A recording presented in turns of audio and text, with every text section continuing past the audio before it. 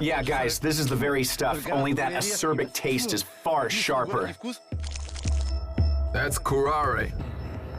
The chief of the Warani tribe lets me try the poisonous tree used in the production of the curare poison, the go-to secret weapon of the Native Americans, and naturally, he tries it himself. It's very potent. Yes, very potent. He scrapes off the lethally dangerous bark with piranha teeth, just like his ancestors have done for millennia. He rolls out something like a ball to extract the poison and tries it again. Really potent. At this stage, the only members of his tribe who can try the poison are those already accustomed to its effects. He suspends the leaf with the poisonous bark so the lethal sap slowly drips down.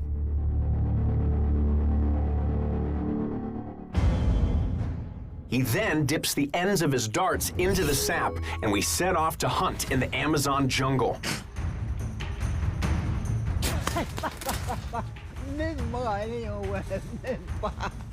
This is Vapani Beneki, chief of one of the Warani tribes, one of the most formidable and secluded tribes in the upper reaches of the Amazon. Today, you guys, we'll be delving into the thickets and melding with the rivers to see how real Native Americans live.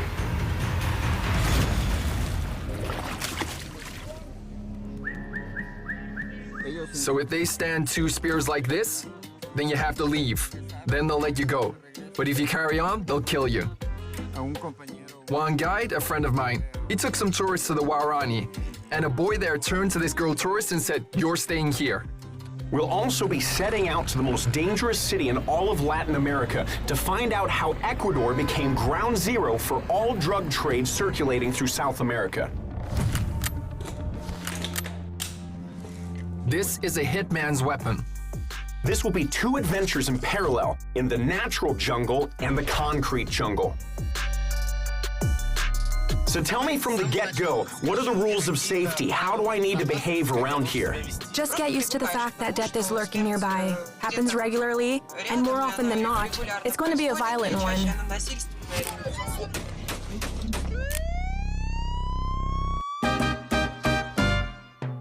We'll take a ride around the port of Guayaquil, which has literally been divided between the Latin American cartels.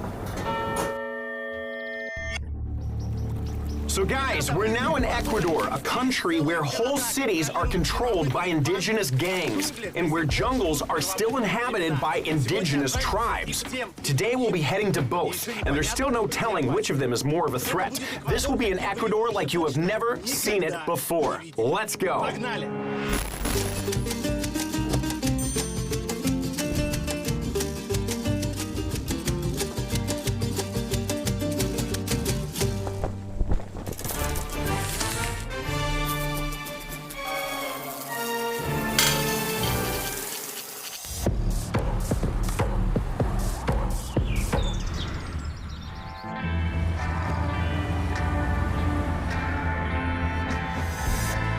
Okay, guys, I'm flying to Guayaquil. That's the plane being prepped now. And this is the first time in my life that even arms dealers or people who are no stranger to drug trafficking have tried talking me out of flying somewhere, all because Guayaquil is a port city on the coast of Ecuador. Basically, it became the crime capital for all of South America, the main port of call for drug trading. Every day, every hour, someone is killed in this city. There's a huge number of videos from there, most of which I simply can't even show you because they're just packed to the brim with savage, gory scenes. But I'm not flying to Guayaquil just to be a bag of nerves. I'm interested in understanding how and why people live there, despite the constantly growing levels of violence. What's more, people don't just live there, but move there specially, and they like it. That's what I want to understand.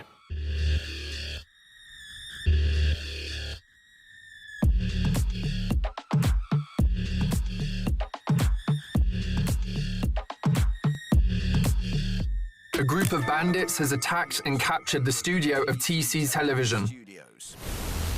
Let the police come. In January 2024, the city of Guayaquil gained worldwide popularity when a group of gangsters attacked the main TV channel in the area. They stormed a live broadcast with weapons and explosives.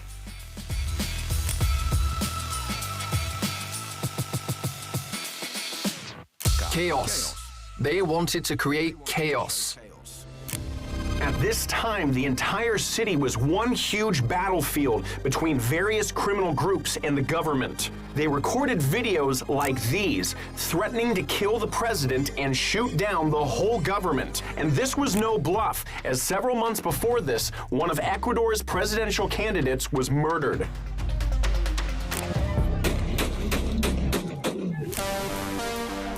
And here, the inmates at a maximum security prison declare they're going to cause carnage. Thousands of people will die. We will spill the blood of Ecuador's residents. It became clear that the Ecuadorian authorities were not in control of the situation at all. The country plunged into a state of panic. And all of this began from the authorities' decision to transfer the boss of Ecuador's main cartel, nicknamed Fito, from a standard cell to maximum security.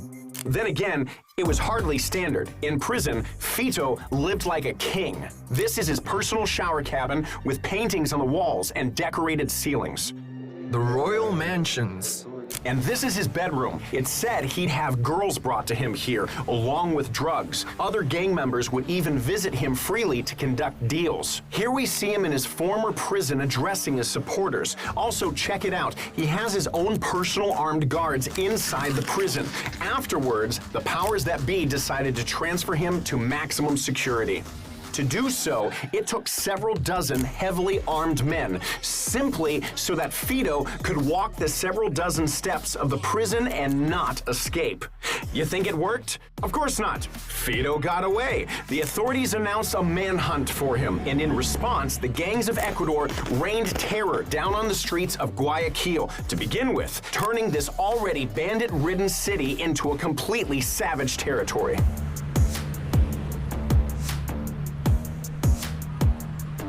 All right, guys, I've arrived in Guayaquil. The airport here is awesome. It's so green here. Let's see what the city's like. Right at the airport, I'm met by Genia and Ronaldo, who live in Guayaquil. Hey there, hey. Nice to meet you. My name's Stas. Nice to meet you. I was told I'd definitely be met at the airport, as getting to the city from the airport is dangerous when you're alone. It's a good city. It's good. I really like it too. So far, it's so green. The climate is good, but it's tough, of course. Everyone tries to shy away from the topic of violence, of crime in general, because it really is an awesome city that welcomes you with open arms. And the people are so kind. They're really cheerful, responsive, and full of life. But everyone somewhat tries to smooth out the edges, saying, I mean, it's not really that safe here. Like, people will get robbed for the tiniest of things. They could simply be left without any pants. I mean, last month, my colleague had their laptop and a folder stolen. I work in a school. She's a Spanish and literature teacher there. And the exams folder for the first parcial. Parcial is Spanish for quarter. And the exams folder was stolen for that quarter. And her old laptop too. So yeah, a good score for the thief. Our deputy principal had a pair of shoes stolen because the thief climbed. We see that he'd found a nice little spot in some window that he was able to slip through and climb in. No. Sit in the front, please. And so he just stole a pair of shoes, swiped them. He couldn't take out anything more. I mean, without security noticing him. Want to eat? Well, I'll just take a coffee. Because Ronaldo wants you to try encebollado. Encebollado. Ronaldo is a guayaco, a local guy. Encebollado is the be-all and end-all. It's breakfast. It's a soup that must be served with fish. If it's an encebollado mix, then shrimps, octopus, they're a must. The whole lot. Pusses, octopuses, the whole shebang. Okay, I won't take a lot of persuading because I already know that I'm in. Let's go, let's go. Let's go, let's go. There's this really great cafe in the historical center of Guayaquil. They've got the oldest panaderia. Or is it a dulceria? Yeah, I think the dulceria. Dulceria, yes. That's where you've got all sorts of sweet stuff, a bakery. And next to it, you've got this really small, like, you could even say a little shrimp of a cafe. But the encebollado, there is super good. Just like when you say it's mind-blowingly, finger-licking good. Well, this is the stuff. That's why Ronaldo's gonna treat you to some. Here, even the Uber app, which I guess is pretty much available in every country, doesn't give you any guarantees of safety. And if we do use a taxi service, then it's extremely rarely and only with taxi drivers we know personally. So yeah, you get a number, you call it. Really? That's how it is. You need to know either a reliable driver or a reliable company to drive safely. But could you explain to me, when a tourist comes here, how can they know whether a driver can be trusted? You find him at the airport as part of a registered company. You should definitely ask the airport which companies are trustworthy. Okay, and in the airport only? That's right. You pay a little more, but you'll be safe. If you take a taxi outside on the street, you can't be sure you'll be safe.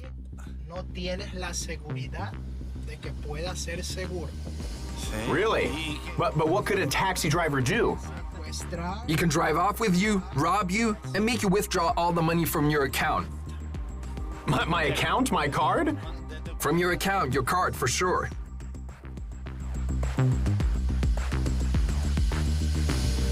Guayaquil is the largest port in Ecuador. Besides that, it's at the heart of the world's main cocaine region. Several years ago, this city became the central hub for drug transportation to the US, Europe, and Asia. Because of that, Ecuador turned from a quiet tourist paradise into the most dangerous country in Latin America, overtaking Mexico and Brazil. I'll go into detail later about how drugs are exported from here. The cartels are extremely inventive. Guayaquil is the main point for transportation and dispatch of drugs. It's a very appealing spot for drug traffickers, and there's an active mafia presence here. In Duran, where we live, it's very dangerous. There's no way we could just cruise around in the car like this. Maybe only if we film stuff on the sly. Ronaldo was really concerned that we needed to show Duran somehow. He wants there to be some awesome, interesting shots from here. Yeah? So that people can see. Okay. But it truly is super dangerous to shoot here. Well, hang on. What could happen? I'm holding my camera like this. Is that okay? So look, the people around, if you see normal people, so we're driving through the region, a person sitting there. He, for example, is trading something. He might be treating sorviche, it's a fish-based snack, but say he's seen you and he might be loyal to the mafia. He calls them up and reads out our registration plate to them. And then we've got a pair of bikes on our tail. And they'll tail you until they feel it's the opportune moment to strike. That can happen in the blink of an eye here. You don't know who's loyal, which of them have got contacts. Now that's the most luxurious region, right? Yeah, the most luxurious. There you've got the favelas on the mountain, in contrast. Yeah, look at the contrast. Yeah, here you've got favelas, and here's the most luxurious region, and there's just a road to separate them. What catches your eye straight away is the number of police, soldiers, and private security. There are people in uniform everywhere. Soldiers are patrolling.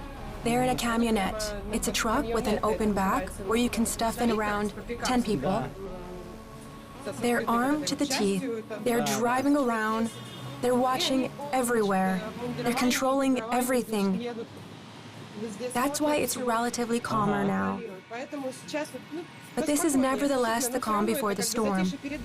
Because when the mafia were deprived of the opportunity to perform holdups at traffic lights, for instance, a taxi stops on red at the lights. A motorcyclist rides up with a pistol, takes everything he sees, and rides off. And these holdups happen in the 30 seconds when the light's on red. Yeah. Now there And are now you've got patrols. police standing at the lights. Now there are patrols, vigilantes. They're watching. Now they've started stealing from people because it turned out to be more profitable.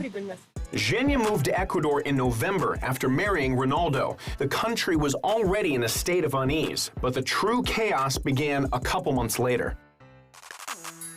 There's constantly that inner tension here that I've always got my eyes peeled for something. I think I'm gonna get hit. From the left or right, bang, I'm always on edge. That makes adapting to life here trickier, for sure. We finally arrived at the snack bar Ronaldo led me to, where one of the best versions of encebollado in the city is served. This is the main soup of Guayaquil. A generous dollop of yuca and onion puree is put into a bowl, and then all the fruits of the sea, from fish to mollusks. It's topped up with a thick broth and garnished on top with avocado and onion. But that's not all. Guys, I think this is simply the fish soup of kings. You've got tuna here, some kind of shells, shrimps, there's fried fish. You've got a really thick, rich broth. There's onion, there's octopus, there's avocado, calamari, the whole lot. And the broth, just look at how rich this broth is. It's incredible. This soup was originally the diet of Guayaquil's port workers, precisely the reason why it's so fatty and filling, to charge you up for the whole day ahead. And this is the main method in Ecuador to combat a hangover. We'll add a touch of lemon, and this is just freshly squeezed lime. So this pepper is ají. Ají. Ají is an Ecuadorian spicy sauce. It's a chili sauce, right?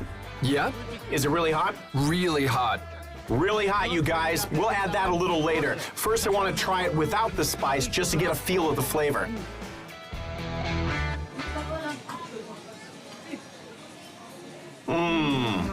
This is a super, super concentrated fish soup. Guys, this is super tasty.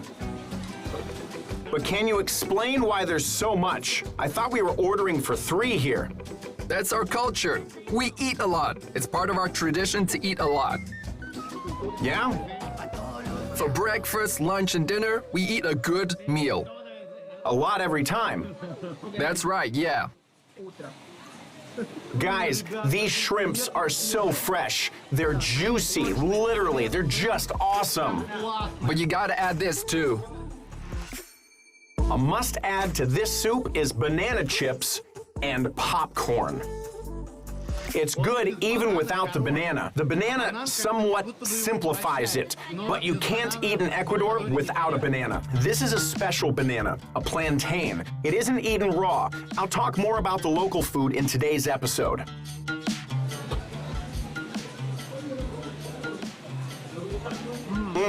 The banana absorbs the fishy broth.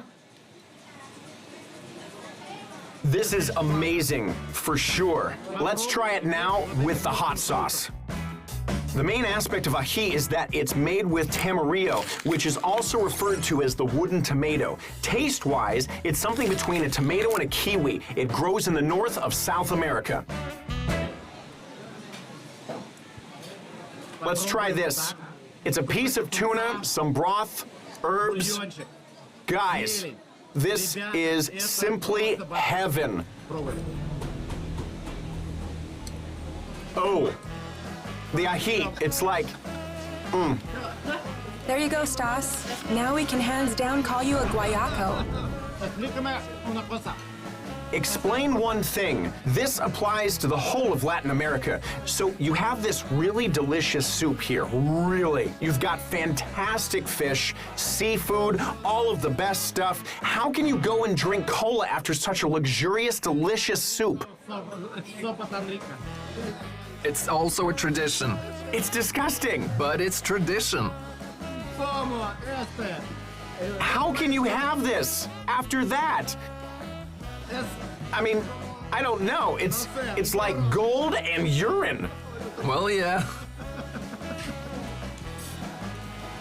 But no, you guys, carbonated drinks are the devil. I'm not gonna drink them.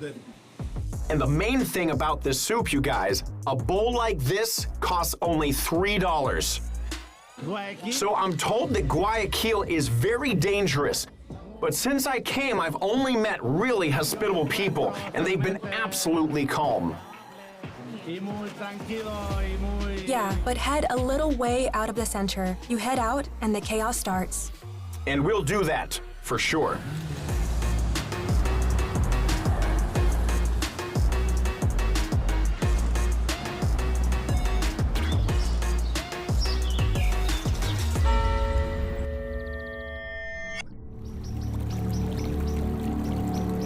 Guys, today we're setting out to a Native American village, one where Native Americans still live to this day, as they did hundreds of years ago.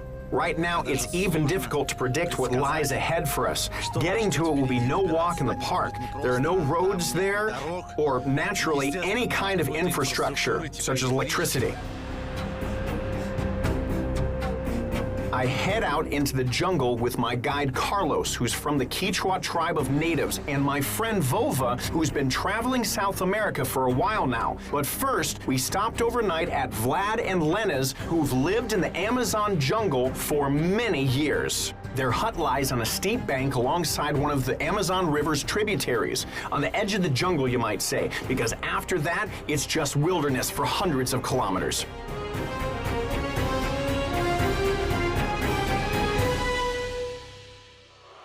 Are you going to film the whole way? Yeah? We'll be passing a toilet in the jungle, located in a garden. All right, well, warn me then. I'll turn my camera away from the toilet. I won't scare anyone. Point it away. Guys, I won't go ahead and show you this so that you don't have to then live through the horror. Lena leads me to see their garden near the hut. These fruits, they're still only small. Basically, when they fall down, they're ready and ripe. This is the renowned nani fruit. This is the nani fruit, also known as the vomit fruit.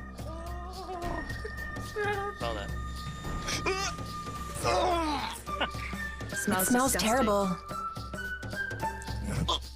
That is like A mixture of rotten feet mixed with a cayenne pepper. It's considered to be very healthy and actually helps combat several forms of cancer, but it's the stinkiest fruit in the world. Judging by many people's descriptions, the Asian durian, in comparison to this, is simply a burst of pleasant aromas. But in actual fact, that's not really the case. Is this the nani? That's the nani, yeah. Oh, ew, it's like a super sharp smelling cheese, like the smell of blue cheese, a really strong, pungent smell.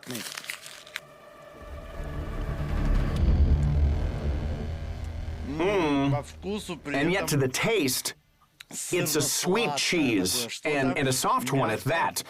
It's a creamy, but a sweet cheese. Oh, the pits. I reckon the taste, it's close to camembert, but it's got a softer, creamier consistency. In fact, this fruit hails from Southeast Asia and Australia, but Polynesian fishermen hauled it over to South America, where it became popular thanks to the rumors about its healing properties. That said, from a scientific perspective, this hasn't been proved, and nani hasn't been discovered to contain any especially high concentration of vitamins. Oh, the smell is like, It's sharp. yeah, it's like cheese multiplied by 10 in strength. And what else do you have here? That is naranjilla, the yellow stuff you ate yesterday. Can you just tear it off and eat it? Yeah, go for it. Just give it a little wipe. Uh-huh.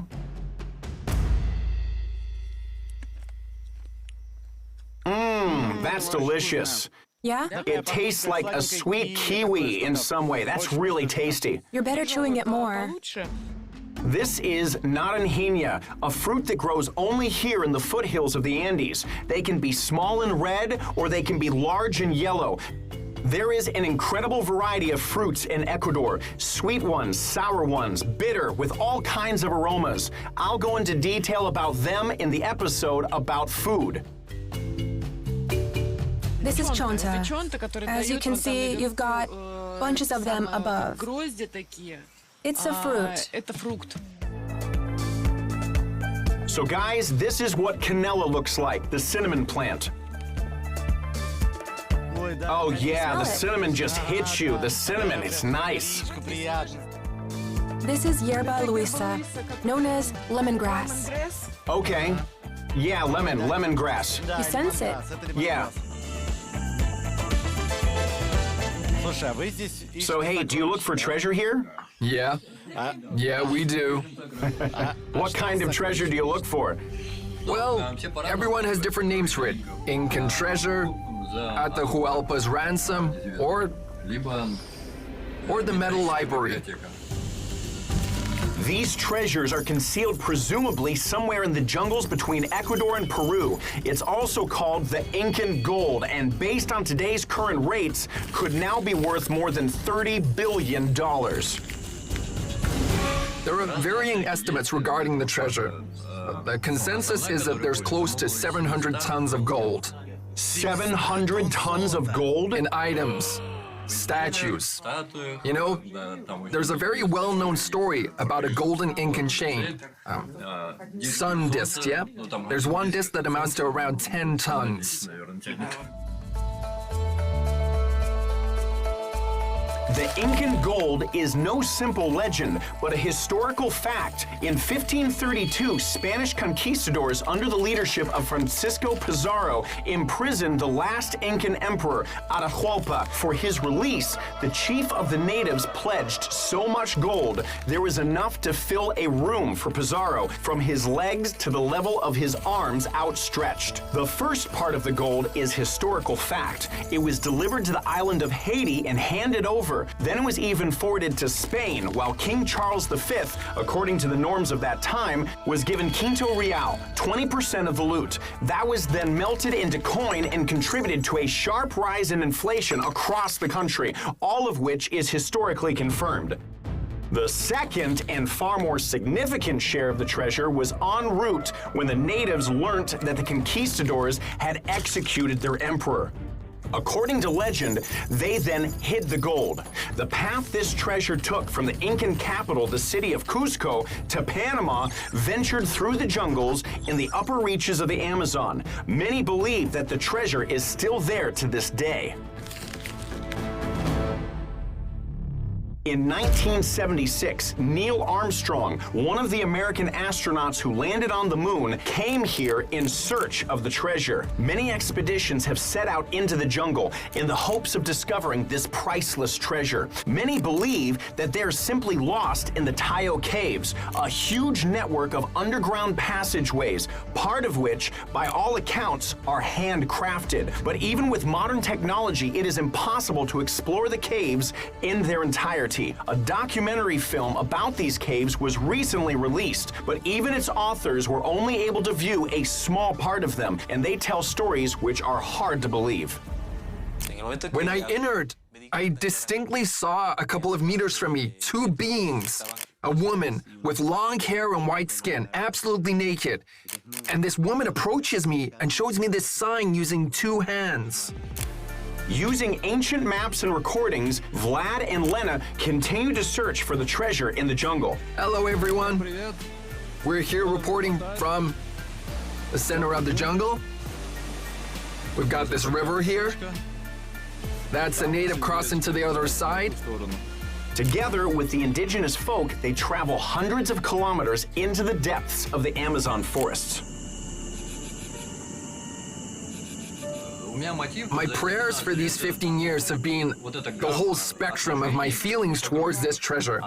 They've altered from it simply being a gold rush to a more neutral attitude and me feeling like I don't actually need it at all. And in fact, I don't need it. Our main idea for the treasure is to make a museum when we find it, as the fact is, I don't want to sell this treasure. I want the locals to gain some kind of, what would I call it? Some benefit. Still, Vlad and Lena aren't in Ecuador just for the gold. They came here for a holiday and simply weren't able to leave.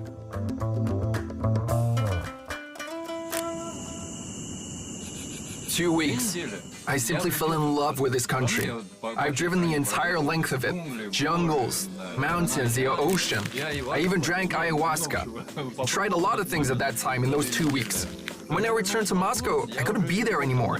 I'd seen what freedom was, where it was. No? I understand you perfectly. So how did the story with the treasure hunt come to be? Actually, when we were coming to Ecuador, we didn't know anything about it. Just liked the country and wanted to live there. And we one day encountered an American who was also a really keen hiker. We bumped into him in the mountains. He gradually hooked us in. He suggested going into the jungle. And at first, I said, well, what treasure? There's no such thing. If it could be found, it would have been found already. But Yana here, she's very adventurous in that respect. And she was like, yeah, for sure, let's give it a go, why not? There used to be jungle here, like a full-on jungle. But all the trees that used to be here were felled and used in the making of this construction. So, Lena, did you build this with your own hands? No, the indigenous folk built it. It was about 8 years ago, I guess. And when they come to visit now, they say, what? It's still standing? Vlad gets out a coffee gathered in the jungle. Oh, that is a strong, decent smell of coffee. In fact, it's not so easy to drink good coffee in Ecuador. Yeah. They don't know how to roast it, I guess. So it's as though Ecuadorians don't know how to prepare coffee. Although they grow good coffee, they don't know how to make it. So this here is green coffee. I roast it myself, I make it myself. You know, you can try it. So guys, this is freshly brewed coffee in the jungle. Oh, awesome. I mean, seriously, super. Oh, guys, it's so nice and warm. So that's local coffee, Robusta. Not Arabica, but Robusta. So it's grown in Ecuador, somewhere in this region? Yeah, in the jungle. In fact, just read all the coffee in the world. It'll be either Robusta or Arabica. Production of the remaining sorts is rather limited. Robusta is considered stronger, more bitter, and simpler in flavor. It also needs very little to grow, whereas Arabica has a more diverse array of flavors and aromas, but less caffeine, and it's far trickier to grow. While Lena cooks using ingredients growing and located in the region, Vlad tells us what lies in wait for us in the jungle. There's actually a lot of paths. So for when the indigenous people walk around. Nowadays, very few of them actually go hunting. And they used to be on a constant basis. Like, say, once a week, natives would go to hunt somewhere in the jungle. From above, the jungle seems impassable, but it's actually been penetrated by the indigenous paths, which can stretch for several dozens and sometimes even hundreds of kilometers. Some of the paths are becoming overgrown as there are fewer and fewer natives in the jungle. So the path we're now taking to the west, 40 years ago, this path was exactly 120 kilometers to, well, just imagine all this mountainous jungle, yeah? Then you've got all the plants, the snakes. With plants, the rule of thumb is don't touch anything with your hands if you can help it, if you're not sure. Now, what do you mean don't touch? Why can't you touch anything with your hands? Well, because some things are prickly. Leaves can be poisonous. There could also be caterpillars on some leaves, for example. And that's actually a very common occurrence. You've got these large caterpillars. They're poisonous in their own right. The caterpillar itself has these little bristles covering it, and the bristles have these micro drops. Now, they look like drops, yeah? When you brush them, you get burned. It's a chemical burn, and nothing can help ease the pain. Not any pills, nor any kind of cream. The caterpillar is called linomia. Touching it can be fatal even to a large animal. According to varying data, up to 10,000 people die every year in South America from linomia stings. In fact, I only learned what helps after 10 years of living in the jungle. A woman showed me. You need to split the caterpillar in half and rub it. Yep, so you rub it on the spot where the burn is. But ideally, when it comes to it, just don't touch anything. What about animals? Do wild animals attack you? No. On the whole, wild animals keep to themselves. That's the case, a priori, yeah? That's what I 100% believe. Wild animals, they always keep to themselves. You don't touch them, they don't touch you. Yeah. Really? There's just this notion that if you go into the jungle, you'll definitely get eaten by a leopard or an anaconda or something. The thing that can eat you out here, it's ants. These ants will deal with you super fast. Oh, this ant. Yeah, just imagine. Wow. Don't get too close. I mean, just look here, guys. This is my hand, how big the ant is. So I've been bitten a couple of times. It hurts for around 4 hours. It's rather painful, like being struck with a hammer. And the pain is endless. Now it can level the natives for days on end. So it can have them vomiting. There's nothing they can do about it. They just lie down and sleep off the bite. And they're sick. It is a dangerous, very dangerous ant. Piranhas? Can piranhas bite? In rivers with running water, there are no piranhas. All right, so piranhas are no biggie. I've been told a far more terrifying story. All right, they're laughing, so they must already know it. So there are some tiny fish which stick their way into you by going, forgive me, between your legs. And then the only thing that can save you is amputation. No, I mean, they actually perform these operations. Well, I mean, they cut off everything because it, like, sticks to you there on your scrotum and it doesn't let go? Not your scrotum, but the tube, what's it called? Urethra. So, like, inside your penis. Literally inside your penis. Right? It's so small that it can just slip inside your penis? Yeah, it's thin, practically like a worm. But when it uncoils, that's when the problems start. Yeah, so for sure, be careful, but again, it's no real problem as they only inhabit stagnant waters. It's akin to a leech. It's actually not a fish, but more like a leech. That kind of thing, yeah. So if you're swimming in a lake and then it could climb inside your penis and rummage its way in? Well, considering also if you're, let's say, urinating at that moment, well, that kind of attracts them to you even more. The fish is called Vendelia, and there's actually not one single known authenticated case of them penetrating the urethra. But such legends amongst the residents of the Amazon are very common. You're going to have an amazing trip tomorrow. You're going to really like it. The natives are really friendly. They're the real deal. So where do you get your water from? This is all rainwater. And if there's no rainfall, are there ever cases when you sit without water? Of course, especially in the dry season. If there's no water for a fortnight, that's it. We go into strict water-saving mode.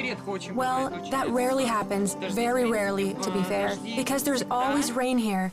And the best part is it mainly falls at night, when you're asleep. Oh, it's so beautiful. It falls at night, so it's very convenient.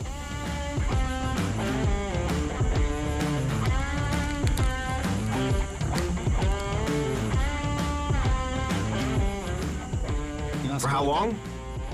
For a half hour. A half hour.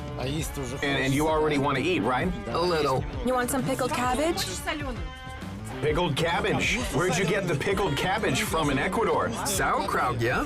Sauerkraut, not pickled cabbage. You're pulling my leg. Want some? Do I? Yeah. How'd you get sauerkraut? Vlad makes really tasty sauerkraut.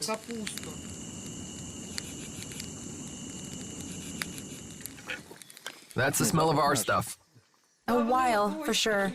You've been traveling a long while. That is it. The taste of our homeland. Okay, guys, I really wanted to try this stuff here. It's called a chokcha. Yeah? A chokcha. Exactly. A chokcha. Something like a pepper, but from the jungle.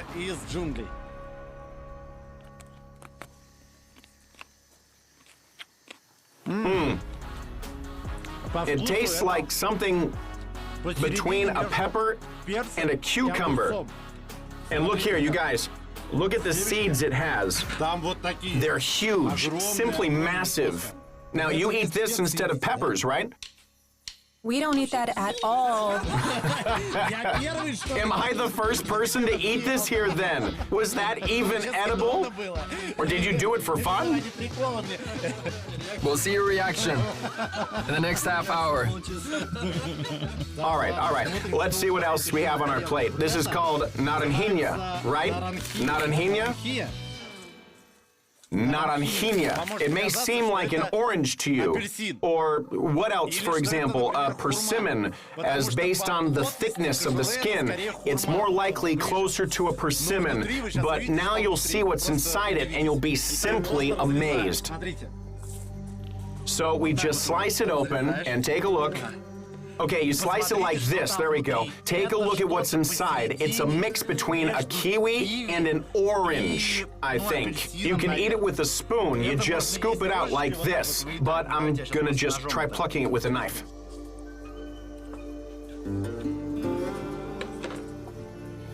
So you see, this jelly-like substance, while inside, it's like a kiwi. The taste also resembles that of a kiwi, the sweet and sour mix. This is the one and only naranjina. The locals eat it with salt and spicy pepper.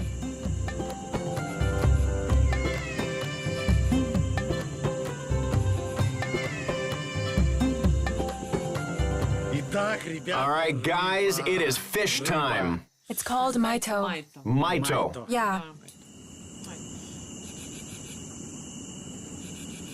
Too much salt. No, No, it's just right.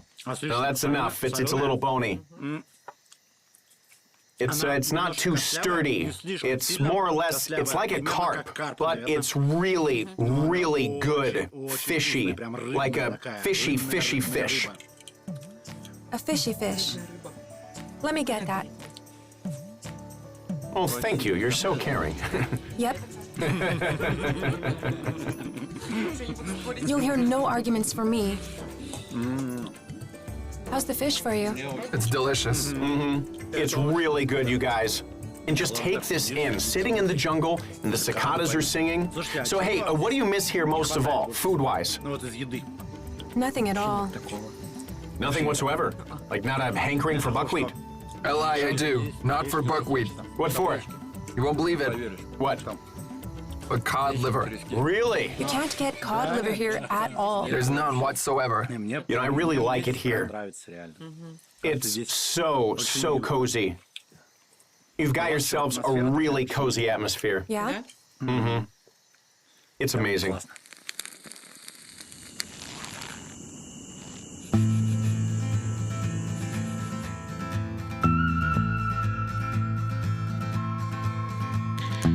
This is how illegal weaponry is sold in Ecuador. Is this a pneumatic rifle? No, it's a battle rifle.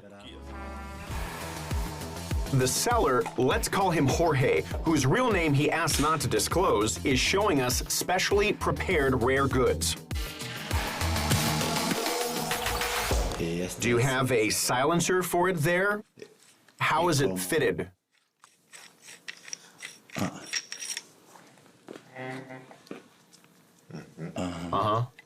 Wow. Oh. So you don't go hunting with those things, that's for sure. It's a big silencer. When you shoot, I'll bet. You hear nothing, not a sound. Yeah. But the customer would ask to test it regardless. We exit a luxurious mansion in one of the prestigious regions in Quito, the capital of Ecuador. In the valley below us, the city streets are shining.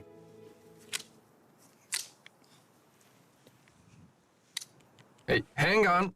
I didn't put the magazine in.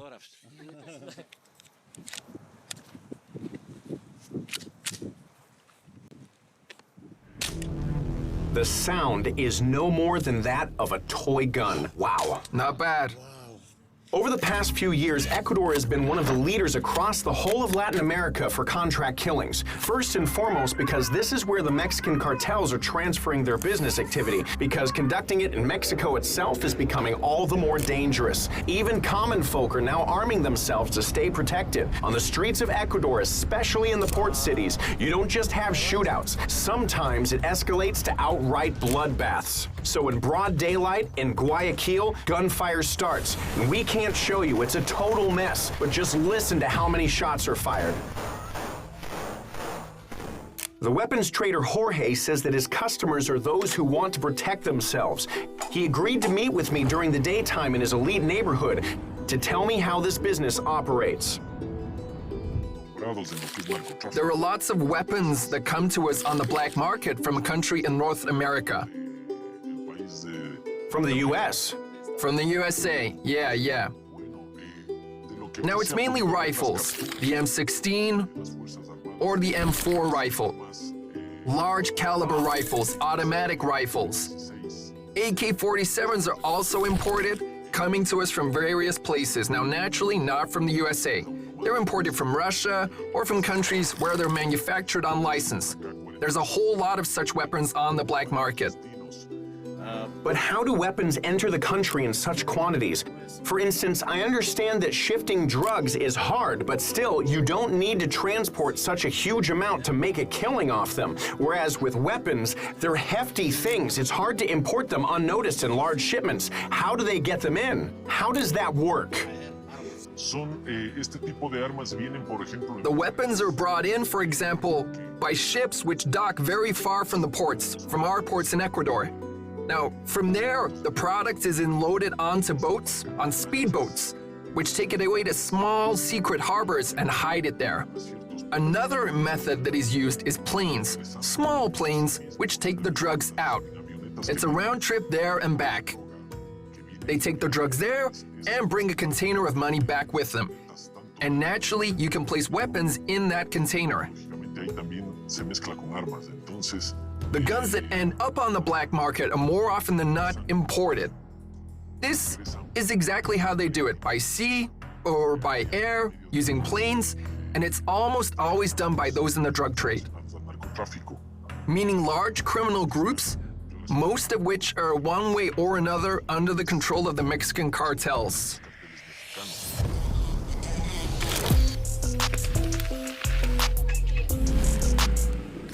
For the cartels, Ecuador is the most important port of call in their control. The drugs are shifted by any means possible, but one of the most common methods is in bananas. The Italian police discovered more than 2.5 tons of cocaine hidden in bananas. Cocaine worth $18 million was found under some bananas. Here we have a container with bananas. It was pumped with carbon dioxide and phosphates. The bananas container delivered from Ecuador to South America roused the interest of 2 customs officers at the port in Antwerp. Bingo! A standard situation, in a container full of bananas, they find kilograms and sometimes tons of cocaine. It's down to the fact that the bananas are sent from Ecuador while they're green and unripe, while the containers are filled with a special mix of gases so the fruits don't spoil. If the container is opened and the drugs aren't there, all the bananas will go missing and customs will have to compensate the losses. On top of that, out of the thousands of containers transferred from the country daily, only one of them might be packed with cocaine. Ecuador is a strategically significant country for drug trafficking. And you see, That's because it's positioned between the main countries for drug production. Here you've got Colombia and Peru, and it's not far to Bolivia. So as I told you, over the last few years, violence levels in our country have shot up. Now the armed forces have been brought into the fight with the gangs. You need a lot of effort here to beat the cartels. You need all the state's resources. Even a presidential candidate fell victim to the wave of violence in Ecuador. He was shot dead when exiting from a meeting with his supporters. Afterwards, the main candidate, Daniel Noboa, began to go everywhere in an armored vest. He even went to a polling station in one. As a result, in 2023, Noboa won the presidential race at the age of 35, becoming one of the youngest elected heads of state in world history. And one of his first decisions was to declare war on drug gangs and cleanse the city of Guayaquil. He began with storming the most crime-ridden region in the city, Duran. As you can see, these are armored vehicles preparing for battle. They will be used to cleanse the canton of Duran, which has been under bandit control for many years now. The violence in Canton Duran is impossible to stop. Last night, there was a shootout here between hitmen riding on motorbikes. The criminal groups are now better armed than us in the police. They have the upper hand. They have munition, long-range rifles, whereas we have only pistols.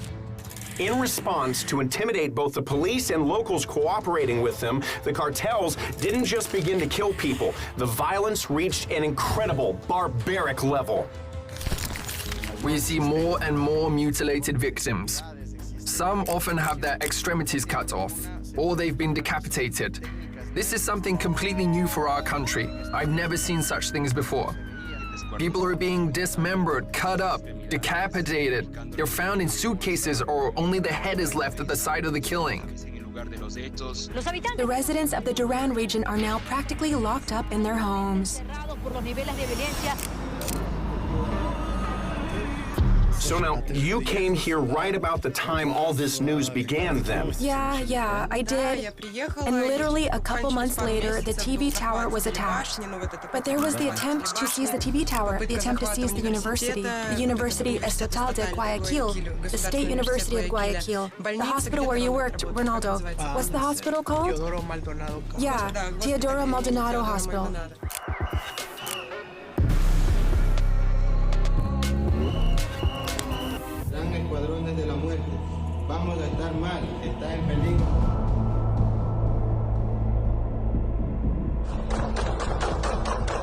We were locked up in school with the kids because of gunfire from both sides. And it was terrifying. It was terrifying because a student of mine, her relative was taken hostage. So they're airing all this live. It's an online broadcast.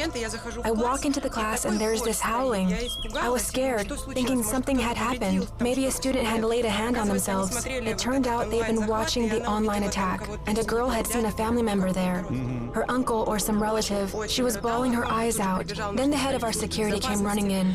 We were all escorted onto the football field, and they began attempting to cart us out express style with yellow buses.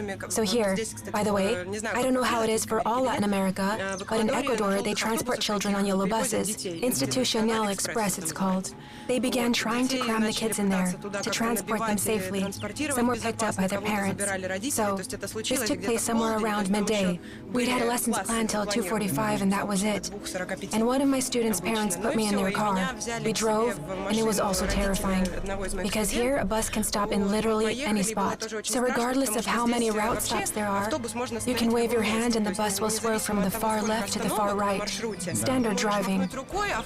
People were throwing themselves in the middle of the road, running out, stopping pickup trucks, cramming themselves in. I know someone there. I don't know the driver, but that doesn't matter. They'd speed off.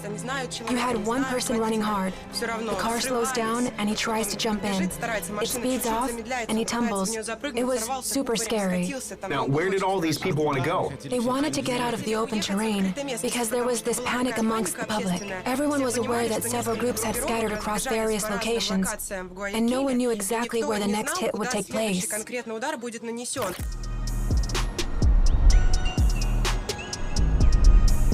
Eugenia and Ronaldo's house is located in Duran, the most dangerous region in Guayaquil. There's Cerro de los Cabros, meaning Goat Mountain.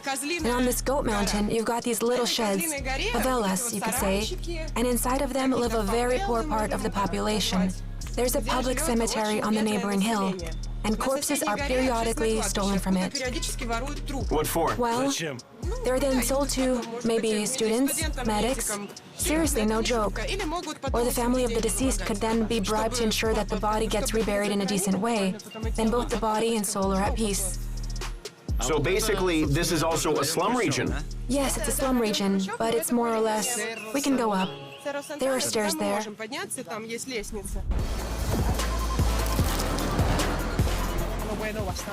There are lots of police patrolling here, so it's really safe in this part. So guys, this is the famous funicular in Guayaquil. It is renowned naturally for transporting people across the bay, but the local teens very often use these cabins to have some time alone together. And that's why amongst the locals, this cable road is now known as the Sex Road. Follar. Follar. So those guys, they're making follar. Folladoras. Follar is Spanish for love, a great and pure one, and one of the body.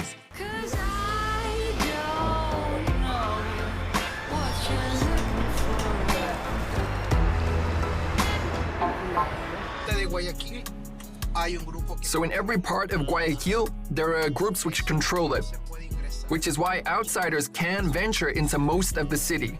They could simply be wiped out, and that's the case for all of Guayaquil. There are places in Duran where I can't go. You can't set foot there. No. Even you. Right. Even though you live there. Exactly. And you can't go there. No. The gang members know who specifically lives there, who are the families in the area. So we're driving into Duran, guys. Let's go straight in, okay? Straight into the thick of it, right? Can I get my camera out here or not? This little one, right? Can I take my backpack? Yeah. Okay, we're getting out. This is literally a spec op. We're exiting onto a street in Duran. We're on the Duran Promenade. There once were lots of people walking along here, but now the residents of this region are afraid to go out without a good reason. It's just staggering considering that it's just an awesome place. You really could take a stroll and just sit down right over here. The benches, I mean, check it out. All of them are gilded. And no one's using them. Along the whole promenade, we only came across a small group of people. In the school years, this was a more favorable setting. And there's even a large stadium in Duran, which is now abandoned. I can't say for sure. Either that or it's been bought and they're looking to repair it. In its time, Shakira performed there. She came over. There were actually world-famous stars performing there. But now, it's all closed up and desolate. It's a garbage heap. What a shame. The most lively spot in Duran is the stop on that very same cable road. We came here to try out the local street food, which is unlike anything I've seen and based on tropical fruits. I don't have a clue what this is. It's a kind of soft berry, as though it's grapes. In fact, it's a wild plum that's been washed, seasoned, and doused with lemon. It really does taste something like a grape. Only with that hard pit in the middle. Look at the size of this little guy here. Now that is huge. Okay, I'll try another. This one's thicker.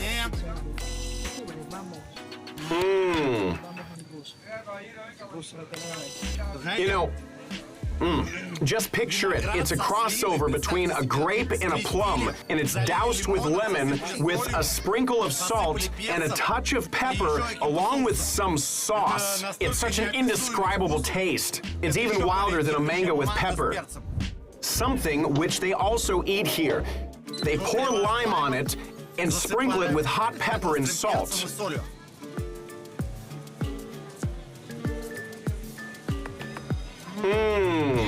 The sour mango and the hot pepper.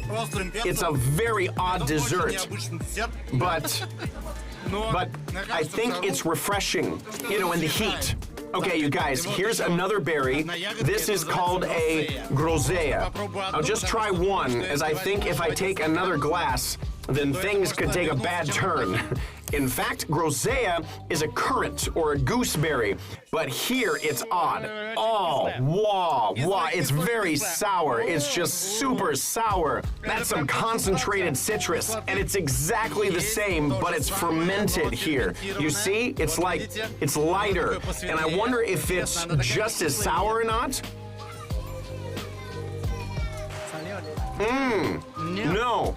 No, it's fermented. It's not sour. It's kind of like a tomato. It's salty, I guess. Something between a salty tomato and a cucumber. The fermented stuff is much tastier. Usually, this berry is also sprinkled with salt and pepper and doused with lime. So guys, I've been given a whole glass full of these tomatoes and cucumbers, and there's a whole crowd gathered here. Hello, hola. Hola. Everyone's looking. Who in the world is this? I mean, some gringo came here, eating our tasty food? Yeah. Adios. Real tricky, quick to flip a pretty penny to a thick. It seems the authorities' measures on suppressing gangs is bearing some fruit. Crime levels, at least, have begun to drop over the last few months, even in Guayaquil. The last 3 months, I guess things became calmer because the Phoenix Plan, which was obviously announced, established, and gradually implemented by Daniel Noboa, it's genuinely working. So from time to time, in our urbanization, we get, oh, by the way, yeah, this administrative division where people live. It's called an urbanization. Yeah. So yeah, it's like a closed-off sector. The military come to us from time to time, as they were recently granted more rights.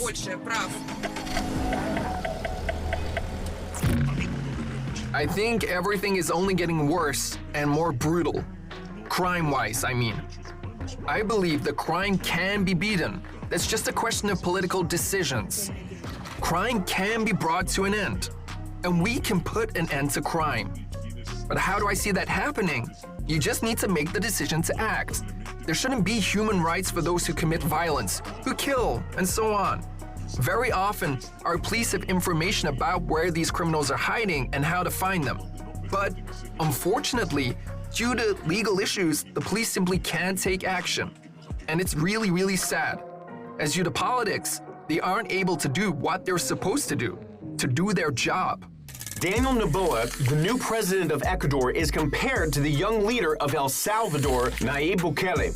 Until recently, El Salvador was the most dangerous country in the world and was ruled almost exclusively by the bloodiest gang on the planet, Mara Salvatrucha, or MS-13. But Bukele, practically without any trial or inquest, ordered thousands of gang members to be rounded up and locked away for life in a specially constructed prison. He was rebuked by almost every world human rights organization and even compared to Hitler. But on the bright side, El Salvador is now one of the safest countries, not only in Latin America, but in the world, and there are now fewer murders than there are in the USA. That said, Noboa in Ecuador still needs to hold his place in the chair. His predecessor, Guillermo Lasso, began with an approval rating of 73%. Half a year later, that rating began to drop sharply, and by the looks of things, in just over a year, the president's rating might collapse from 73 to 17. A year later, he was impeached.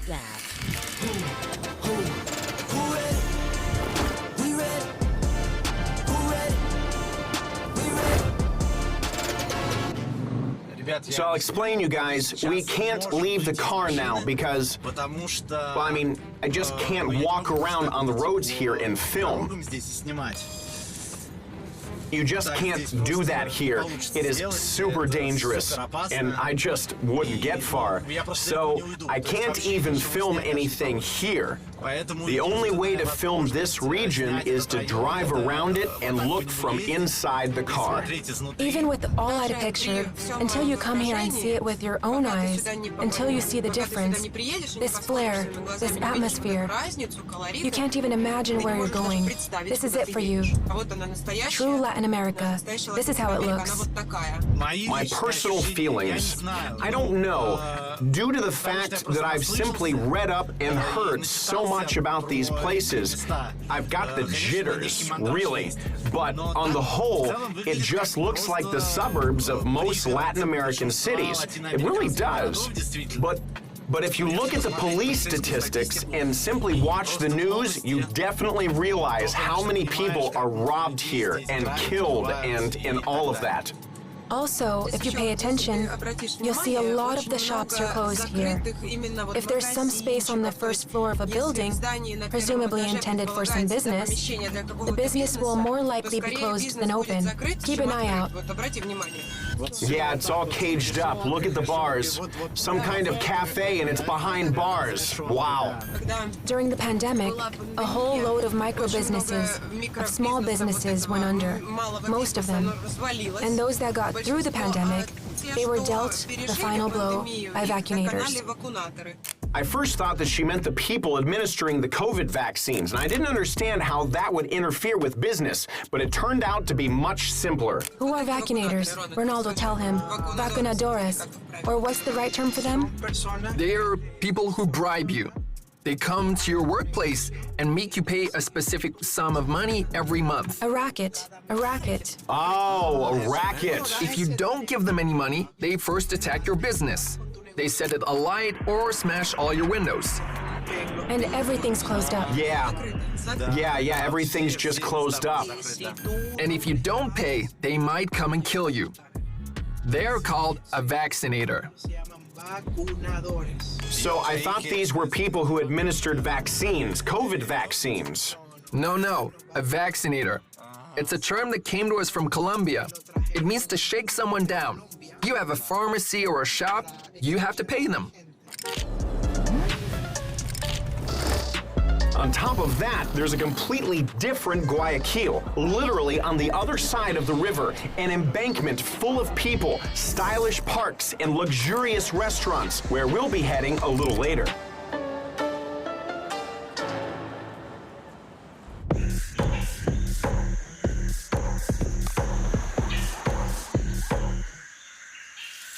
So that's it, you guys. We've reached the end of the road. And from here, we go on our own 2 feet. I was advised to take off my pants and go in swimming shorts, as ridiculous as that may seem. But actually, the indigenous people walk around the jungle barefoot and naked, because any clothing, especially in this kind of rain, it gets soaked. It begins to get caught on branches and it drags you down. It gets really heavy. Ideally, you should walk around naked, but naturally, I wasn't up for that. So we're gonna go like this. Vova, how are you? I'm fine. Yeah, I definitely didn't expect we'd have to walk in the pouring rain. You guys, I'm sorry if the image is totally wet. I mean, the water will probably get into the camera in the shot, I guess. I hope the camera will deal. Lying in wait for us is a trek to a Native American tribe, on foot through the jungle. Is it true that the indigenous folk walk through the jungle totally unclothed, without shoes? Without shoes, right. Barefoot, yeah, that's true. They don't wear boots or any kind of footwear. And they don't walk, they run. They run? When I'm with them, I can hardly keep up. Our guide Carlos is Quechua. That's how it's said here with the letter I, the name of the ethnic group here in Ecuador. But we're going to a far more exotic group of people, the Warani, who had their first encounter with civilization only several decades ago. They live in the jungle, don't wear clothing, and have preserved many ancient practices.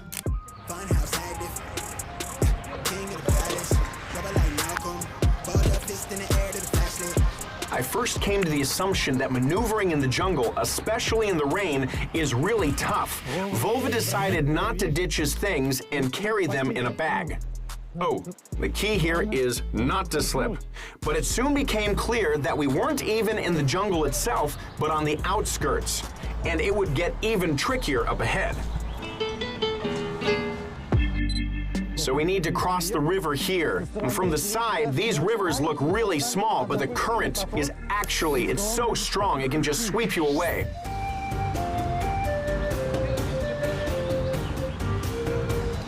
Wow, wow, wow! I am up to my ankles in water.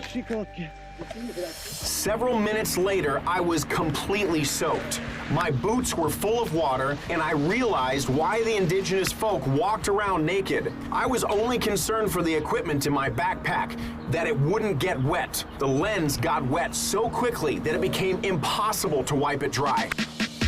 So guys, just look at how gorgeous this is. Just look at this jungle.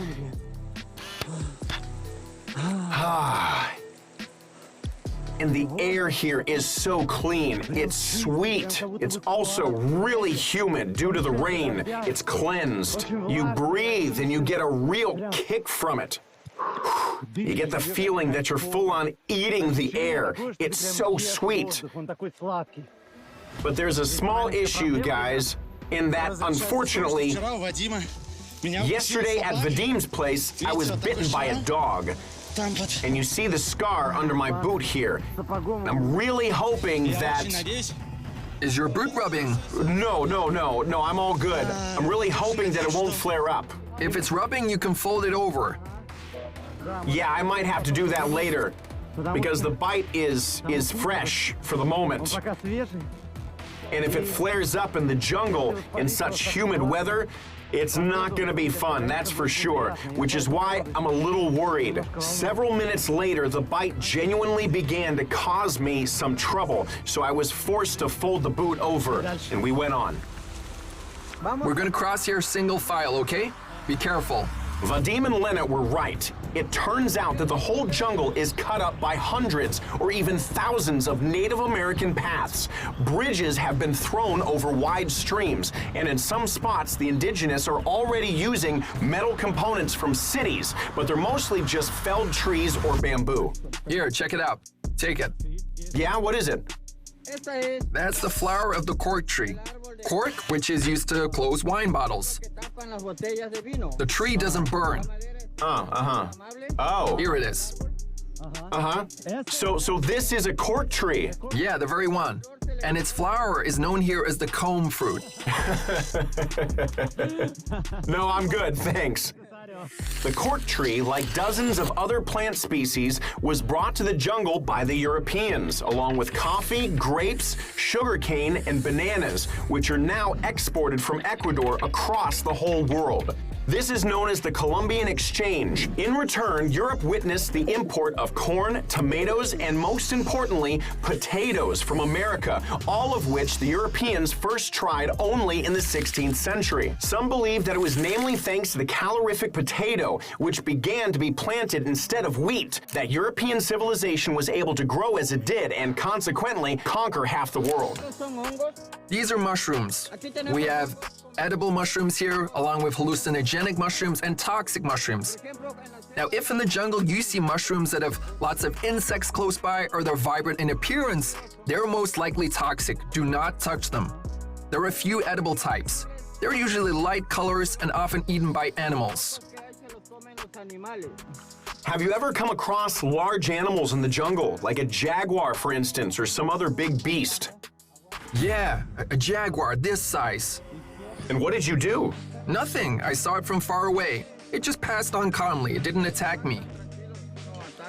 What if they do attack? Well, that happens, yeah. I once saw a jaguar attack a member of the Warani tribe, for example. It jumped on them, 2 of them at once. Now, they killed it in the end, but it did leave its mark on one of their bodies. Wow. I reckon a jaguar is the most dangerous inhabitant of the South American jungle. Not only does it hunt monkeys, but even crocodiles as well. This here is called an iron tree. Now, even with a machete, you can chop this up. It's very resistant to rot. The natives chop them down and use them as a foundation for their buildings. The Warani also make their blowpipes out of it.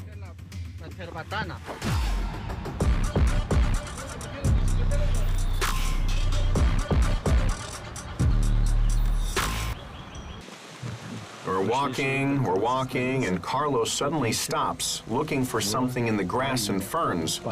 He's smelling something. And it appears that we're about to eat something.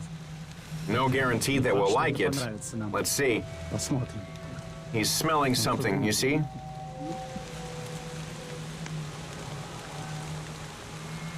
Now, what is it? Ah, okay, it smells like garlic. Can you eat it? Aren't you afraid that you're gonna hallucinate? No, I'm waiting for it. How does it taste? Like garlic. Now, what is it? It just smells like grass. Like sorrel. Sour grass. Uh-huh. It's sour. Yeah, like sorrel. Oh, that smell. You know, they have it in massage parlors. Menthol. Menthol. Yeah, really soft menthol. But it's a strange kind of menthol. You get this kind of smell in massage parlors. You know, at Golden Star or any old parlor, that scented balm, it has that smell.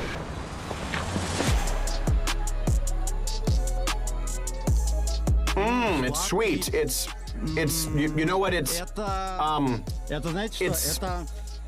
cinnamon. It's cinnamon. Right. Cinnamon. So is this a cinnamon tree? Uh-huh. Well, there you have it, guys. Cinnamon. Its bark is actually used to make the spice, but the leaves of this tree also have that cinnamony flavor, the taste of cinnamon.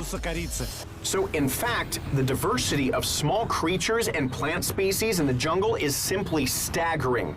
But jumping ahead, over several days, Carlos showed us poisonous lianas and toxic larvae. You see this larva here? It's an insect that's known as a cigara. It's very noisy during the day, but to protect its larva, it creates this toxic foam. Inside, you have the cigara larvae. We escaped venomous ants. Let's get moving. Those ants bite. So he's telling us to get moving because those are the ants with a really painful bite. Oh, there's a shed load of them. Jeez, the amount of ants is just... Check it out, guys. Move faster. Whoa, whoa, whoa, whoa, whoa. Oh, okay. Okay. All right. Okay, he's saying brush your legs off. Guys, literally everything was in ants back there. It was a whole rug full. I mean, I couldn't hang around to film them, unfortunately. As Carlos said, we literally needed to run away. Those ants are called pant removers. Why? Because when they get on you, they crawl up your body and start to bite you around here. And of course, you're forced to undress to whip off your pants. Meanwhile, the other ants we bit and ate ourselves.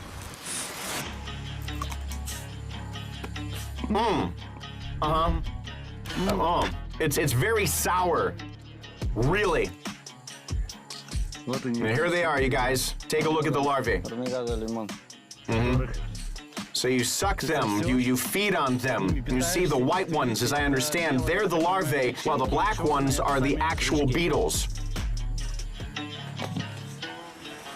And here, Carlos is uncovering a termite hill and filling his hand with them. Look, the termites are running rampant. I wipe them off. Smell my hand. It's like carrot. Wow, yeah, that's actually a nice smell of vegetables. Yeah, it really smells like carrot.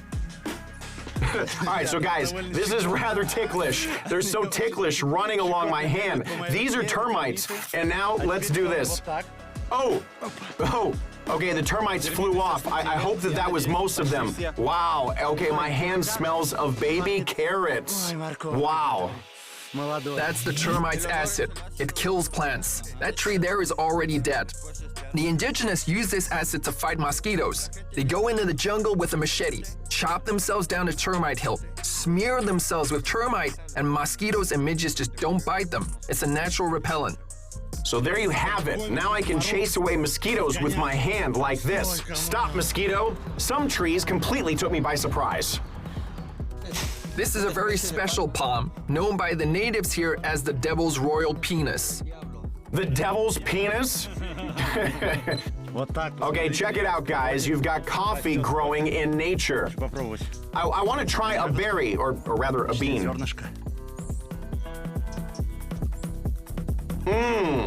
Okay, it's sweet outside, while inside, look, there's the coffee bean itself, which is then roasted and ground and poured into a cup. Here you feel as though you're in a cartoon, like The Jungle Book or Tarzan, or in a movie. It's so beautiful. These moss-covered, picture-perfect trees, huge, thick trunks. What is this? These are poisonous drops, you see? Don't touch them. Don't touch them. Here, you see? Don't touch them, watch out. Okay, so fairy tales aside, this was no time to relax. You can't touch this tree. It can't be touched. Be careful. And if you do, consider yourself done for. You're not getting to the end. And aside from that, it's a fairy tale here. It really is a sight to behold. Just take it all in. I mean, look at these trees. It really is. I mean, I've only seen these things in cartoons. I mean, I don't know, the diversity, the denseness, the greenery. I mean, look, you guys, so this is Vova, and just so you comprehend the scale, and this tree here, so he could completely hide in its roots alone. But the most valuable of the local plants to the indigenous is the famous ayahuasca, a hallucinogenic liana, which I'll tell you about a little later. That's why I told you not to touch anything. You see the spines on the tree here? Uh-huh.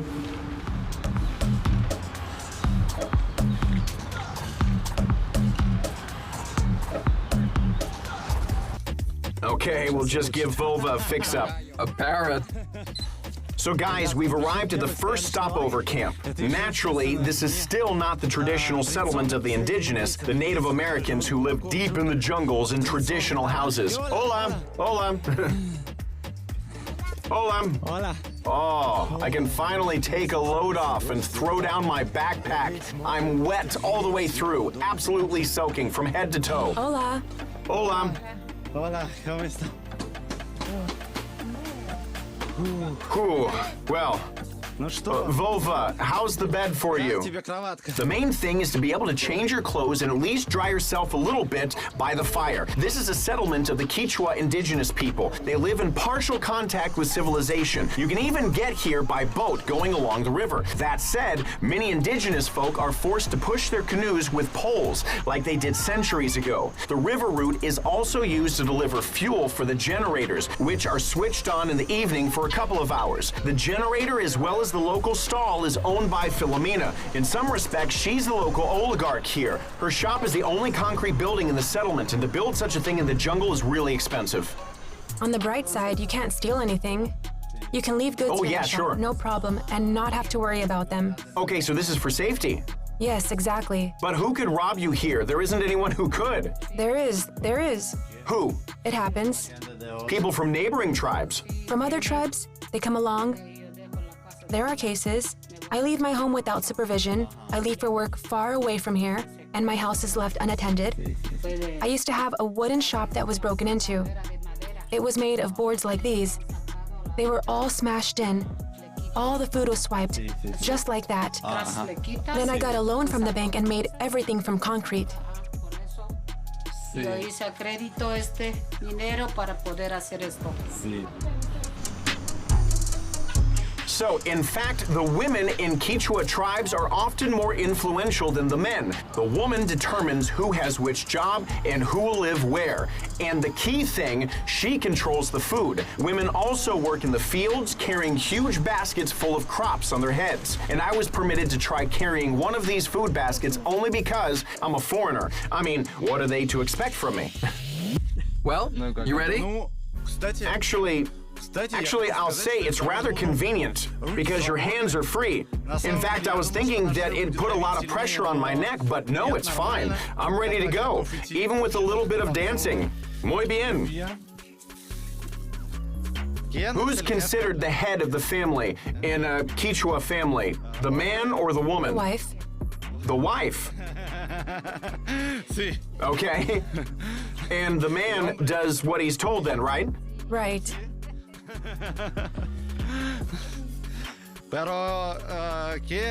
So what does your husband do all day when you're in the field working? He sometimes goes to hunt or fish. That kind of thing. So you're making the river... Okay, that I didn't expect. He fenced off the whole river with a net and then went to the bottom. That's how the Quechua fish. They stretch a net out across the whole river. In fact, fishing is the main source of animal protein for the local tribes because there aren't many large animals in the jungle. Okay, guys, my neck's starting to numb just a tad. After some time, it does become hard work after all. The indigenous maneuver between their fields on these canoes here, carved from tree trunks. Guys, this is the first time I've traveled in such a wooden canoe, which is literally, I mean, it's just begging to capsize. Oh, whoa, whoa. So, you need to stabilize with your hands.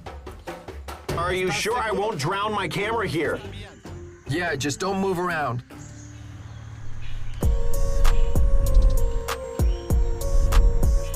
Despite the very strong current, the natives are masters at controlling these boats. That said, they're very narrow, and the slightest upset in balance can cause them to capsize. I feel really on edge because I've got on me...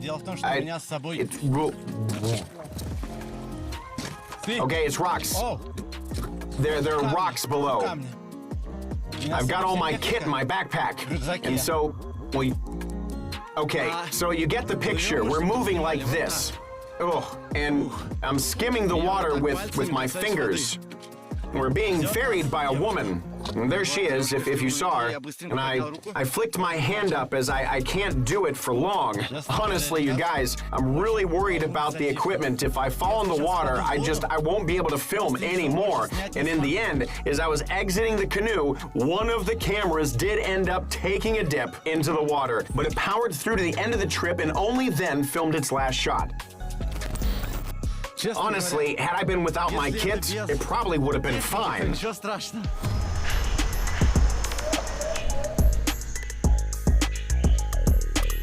Vova, I've been told the locals have great respect for us for coming here. They're so glad to have us that they want to offer us some tasty treats. Genuine delicacy put aside solely for us, because they love us and we're really looking forward to our visit. And here we are. And if you want to, you can eat it. So I've been told that you can eat it just like this. And this is how the delicacy looks. These are palm worms. In fact, I've already tried them in the episode on Vietnamese food, but they were fried. So check it out if you didn't see. But here in the jungle, they eat them raw. They say you're first supposed to bite the head off. Whew. Okay, guys, bon appetit.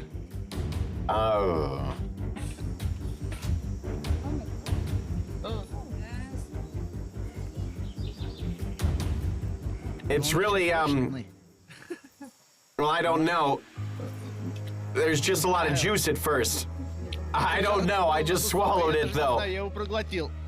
Okay, I can add something at the end. It's fine. Go ahead and eat. It's fine, right? Yeah, get it down you. It's like medicine. So it's like medicine, they're saying, and the head? Whole. Whole, the head there, guys, it's like, sorry, I'll show it. It's like a nut, it's like a crust. Look at that.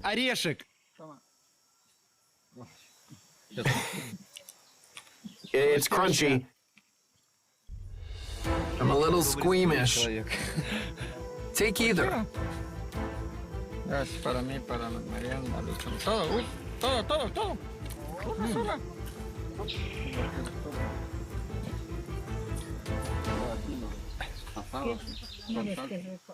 Eat a smaller worm. This one's juicy, but the small ones are even tastier. So they live on the palm trees, right? Right. In fact, these aren't worms, but the larvae of the snout beetles that destroy the palms. And breeding them is prohibited in many countries as it poses a threat to agriculture. No, Не, ну, compared to what I was expecting, it's a delicacy, hands down. If you have a headache, it cures it. It's headache medicine.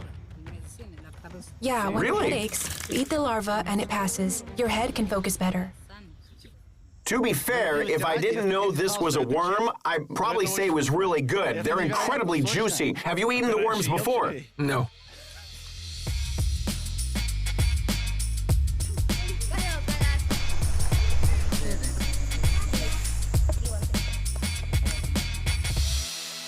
We were offered a local drink to wash down the worms.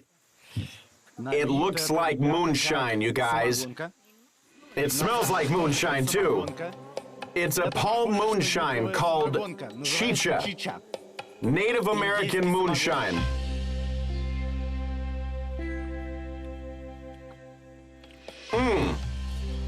It's sweet and sour.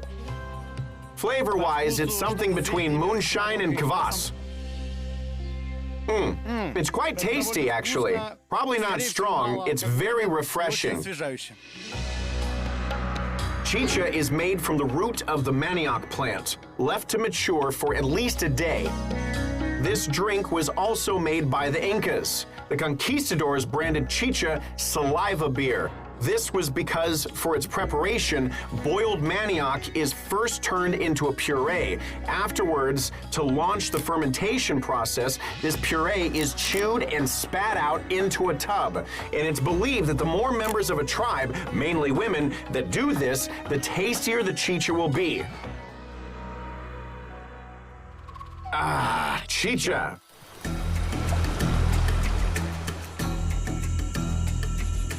In the evening, the tribe shaman, who interestingly in Quechua culture can only be female, proposed that we take part in a ceremony. In reality, we didn't undergo the entire ceremony, as the main element of it is drinking an ayahuasca infusion.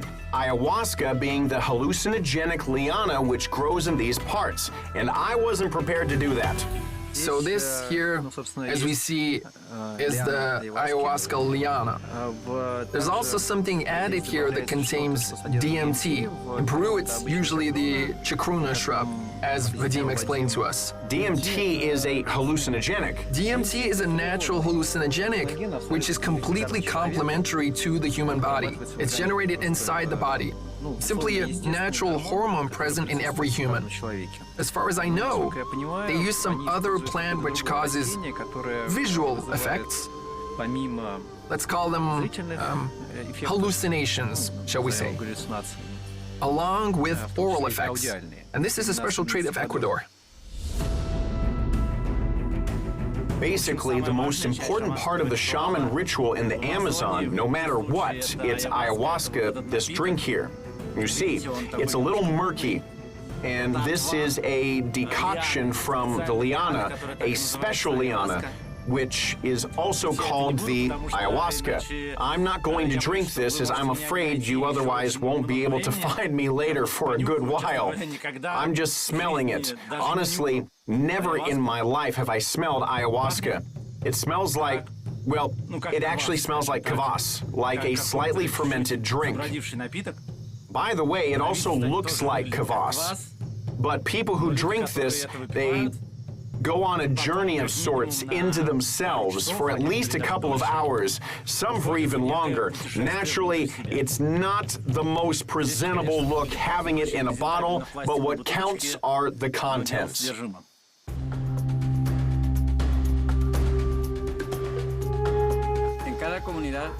In every tribe, there's a shaman, a witch, and a healer. These are different people. The shaman knows healing plants. The shaman is monitored from childhood to ensure they're a peaceful, unaggressive child. Otherwise, they'll grow up to be evil. And an evil shaman will turn into a witch. A witch is someone little loved by the tribe, as a witch does bad things, but at the same time, they are also needed. A otra persona. La maldad existe.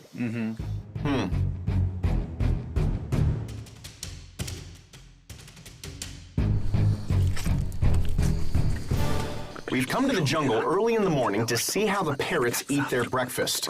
Right after sunrise, they fly here, onto that hill there, to gorge themselves on salt. The Quechua indigenous people refer to it as salt, or in their tongue, culpa, salted earth, the clay which the parrots come to peck at every morning. It's believed they do this to balance their acidity levels after consuming fruits, as well as to neutralize any poisons which they may have ingested in the jungle. So guys, there is a whole prattle of them. One parrot descended and checked to see if the coast was clear, and then once they saw that nobody had eaten him, dozens, absolutely dozens more parrots flew down to the very same spot to eat the salt. During such a breakfast feast, the parrots are very vulnerable to birds of prey, which is why they scatter even at the slightest sign of danger. Two birds of prey, look. That's why they're scattering, over there. Okay.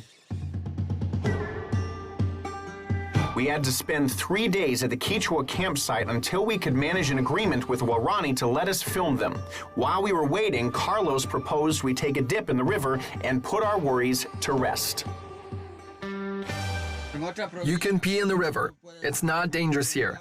In the Coca province, it would be, as the fish that climbs up your urethra can be found there, but they're not here. It goes into your urethra and you need to, what? To cut it off. To cut it off, right? I'm not willing to cut off my urethra, not today. No, there's no danger here. Calm down.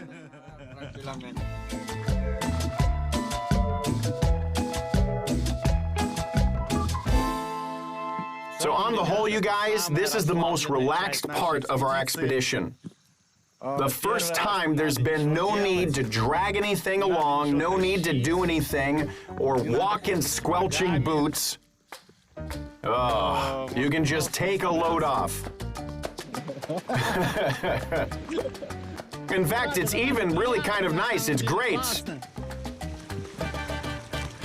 I thought that it'd be more hardcore. Actually, the Warani, Yeah? they kill the Quechua people. They kill them. Yeah, in the depths of the jungle. The Quechua didn't used to be able to canoe here. The Warani would shoot them with their blowpipes. Shoot them dead. Dead. Yeah, When did that end? around 40 years ago. 40 years. So there's Warani territory and Quechua territory, and they can't step on each other's, right? Yeah. When I was 18, my family and I went into the jungle. Y estábamos en la... And the day we arrived, we had dinner that evening. A teenage Warani came. He was around 16 years old. He had a spear and he began to pound it on the ground. He wanted to kill my mom and dad. Mamita, quiero matar. Really? We were all frightened to death. Yeah, sure. But we all fled together. My mom, dad, granddad, uncle, and the boy left. But they still had that notion in their heads to kill outsiders. You're kidding. Yeah, they're dangerous. For instance, the Warani have a group called the Talamanani. They don't make any contact whatsoever with civilization.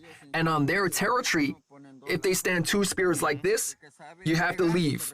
Then they'll let you go. But if you go on, they'll kill you. So it's a sign that you can't pass. Yeah. One guide, a friend of mine, he took some tourists to the Warani.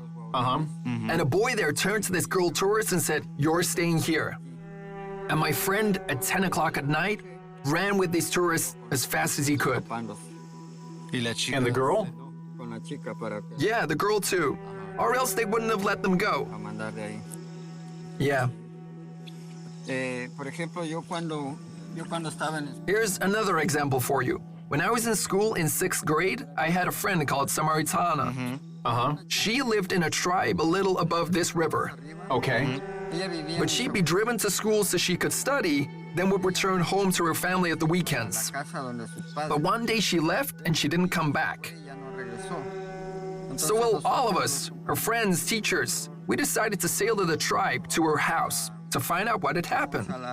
We went to find her, the whole class. It took us ages to get there. We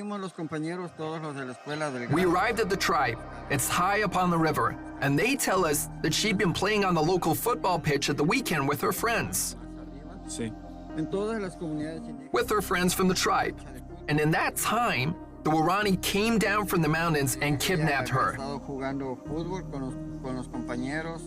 Los amigos de la comunidad y los guaraníes habían salido del monte y la habían cogido y le raptaron. And now she's wife to one of the Waorani tribal chiefs. I think she now has 4 children. And you couldn't save her, you couldn't take her back from them. Nothing. No, she'd been betrothed to a Waorani boy. She's called Samaritana. Which is why at 6 o'clock in the tribes, all the kids are chased back home, no games outside. On the 3rd day, we were finally permitted to meet the chief of one of the Waorani tribes. Even those who maintain contact with civilization and have stopped killing outside of their territory continue to live as they did centuries ago, save perhaps for the women who've invented a way to make clothing using tree bark. My face has been immediately painted.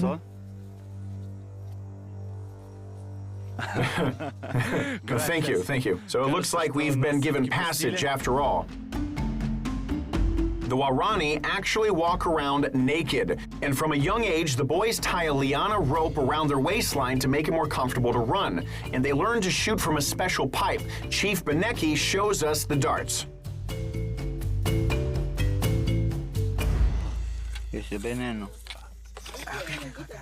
And here's the poison. You see the poisonous end. The Waorani hunting and fighting equipment consists of a long pipe, a quiver full of poisonous darts, and a coconut shell containing wool from a cotton tree.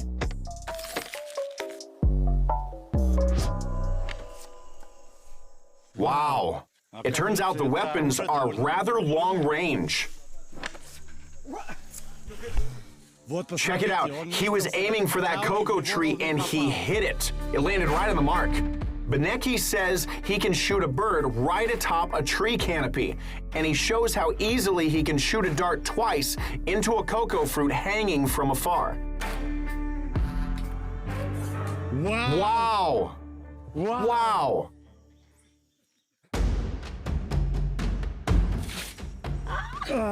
Oh! Try a little of the poison on your tongue. Will anything happen to me? Is there anything to worry about? No. Okay, guys, he said I can try it, so I can tell that there's poison here. Okay, so I spit it out. I need to try it and then spit it out to tell whether there's definitely curare poison here. Yeah, there's a little bit of it here. Then I'll show you where there's a lot.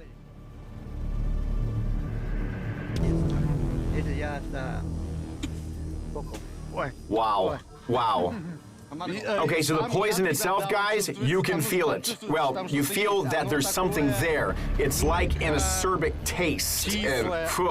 I hope I didn't swallow any. So you guys, this is the first time I've tried curare poison, and this is how they check whether enough poison is left on the dart to kill a victim. And how old are you? 62. 62? Yeah. And at 62 years, you go hunting in the jungle? Yeah. And I will do for a good while longer, at 80, 90, even 100, while I still have the strength. In Waorani tribes, children and the elderly work the same as everyone else. Now there are a few Waorani remaining, but before wow, the whole jungle was ours. We value a large ear here. My granddad had the largest ear in the area, which is why my granddad was a very important man, the main warrior. That's how big his ear was. A big ear? What does that mean? So if you have a big ear, you'll be a good hunter. You can hear everything around. You'll be a warrior. but it's a very painful process. My granddad did it like this. He chopped off these wedges from a tree and stuck them in his ear, right here inside. And little by little, it got bigger, bigger, bigger. It became wider and wider. And he'd stick it in even further, and his ear became huge.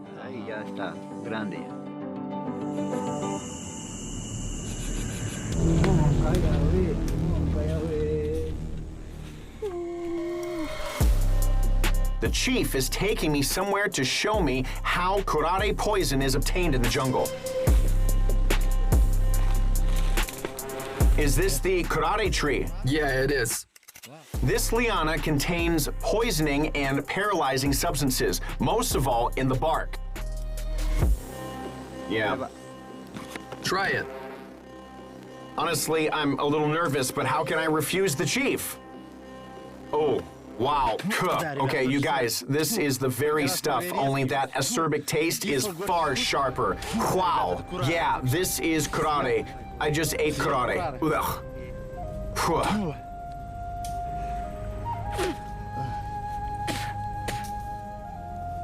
It's very potent. Yeah, it's very potent. The liana bark is scraped into a leaf, moistened, and crushed to gather the poisonous juice. It then drips down the leaf, and these drops wet the dart's tips, after which they dry out. This tribe has a wide variety of uses for the poisons which the jungle gives. For instance, during fishing, the Waorani women knead the roots and leaves of the boabasco tree, which contains a special toxin. The obtained mixture is then carried to the river. Notice that the elderly women are also laboring together with the young women. When the grounded babasco root lands in the water, its toxins bond together the oxygen there, and the fish swim to the surface by themselves. The women gather the fish in bags also made from the leaves. The chief's daughter literally just ripped some leaves off, and in just 2 minutes, I think, even faster, she wove a basket from them. Check this out.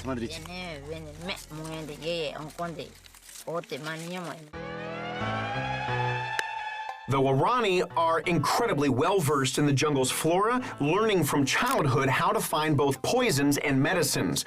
Very many types of medication sold in pharmacies all across the world are created based on substances found in tropical rainforest plants. This may be why the tribe members stay alive and kicking for so long. Just look how dexterously the chief found a liana, spun a ring from it, and used it to scramble up a thin tree to hunt for monkeys. And that's at 62 years of age. That is absolutely incredible.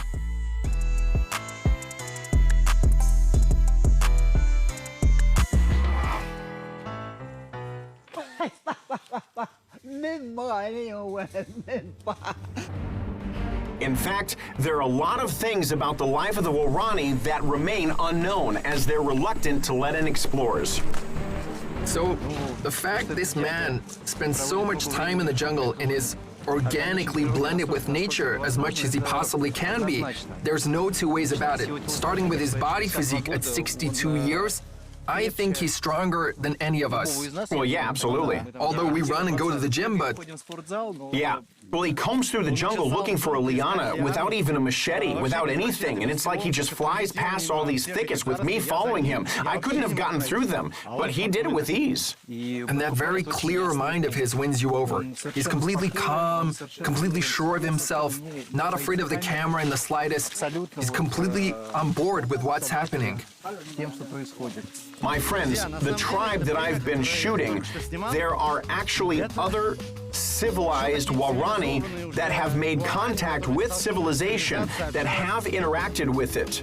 In conjunction, there are also tribes far deeper into the jungle that are either completely non-contact or only have very little contact with the outside world. So this is still considered a good amount of contact. In fact, I don't usually shoot such content. I film modern life, how people exist in cities, in villages, but in modern ones. And if you're interested in content about how primitive tribes live to this day, then I can go even deeper into the Amazon for a week and live with the indigenous folk who have far less contact with the outside world, which is honestly, I think, really interesting.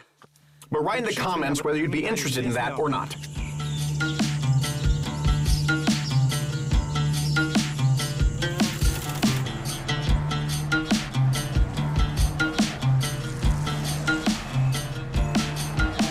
You guys, we're going to go to the most expensive region, or as the locals say, the most expensive urbanization in all of Ecuador. What's this called? Plaza Lagos. Plaza Lagos.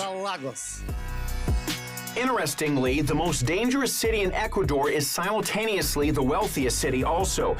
Guayaquil is the country's business capital, and that doesn't apply only to the drug business. Plaza Lagos is a special region of this mega city located completely on water. You could only get to it by crossing a specially guarded bridge, basically making it a fortress.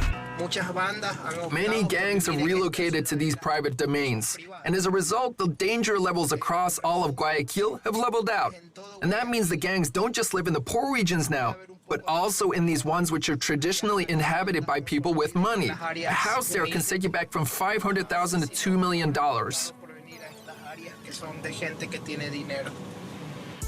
While you ascend, you realize it's like you've entered a completely different world.